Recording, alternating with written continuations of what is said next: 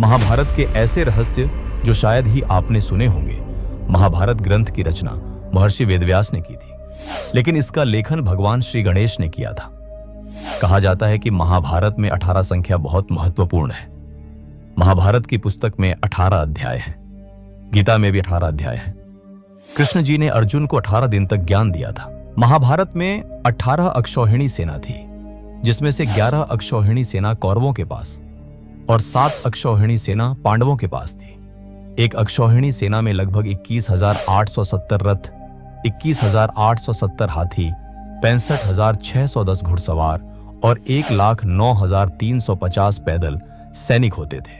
यह युद्ध भी 18 दिन तक चला था और युद्ध में 18 योद्धा ही जीवित बचे थे। महाभारत में 18 संख्या या तो कोई संयोग है या फिर इसमें कोई रहस्य छिपा है। जब द्रौपदी का चीरहरण हुआ तब उसने प्रतिज्ञा ली कि जब तक दुर्योधन और दुशासन का विनाश नहीं होगा तब तक वह बाल नहीं बांधेगी। युद्ध से पहले श्री कृष्ण ने दुर्योधन से सिर्फ 5 गांव मांगे थे, लेकिन दुर्योधन ने कहा, मैं सुई की नोक बराबर जमीन भी नहीं दूंगा।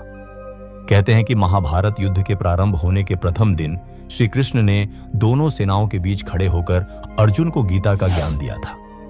तब तक के लिए उन्होंने समय को रोक दिया था और सभी सैनिक स्तंभ जैसे हो गए थे। कहते हैं कि महाभारत के युद्ध में कुरुक्षेत्र में इतना खून बहा था कि वहां की मिट्टी का रंग आज भी लाल है।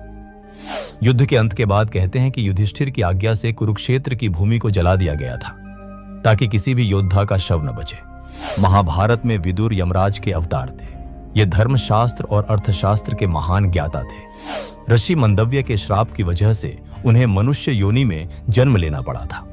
गीता ज्ञान को अर्जुन के अलावा हस्तिनापुर में बैठे संजय ने और अर्जुन के रथ पर विराजमान हनुमान जी ने सुना था।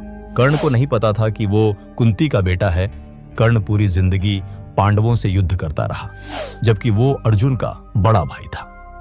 कुंती ने उसे युद्ध से ठीक पहले यह सच बताया, लेकिन तब बहुत देर हो चुकी थी। इनमें से कितने रहस्य आपको पहले से पता थे? कमेंट करके जरूर बताएं और ऐसे ही और रहस्यों के लिए चैनल को सब्सक्राइब जरूर करें।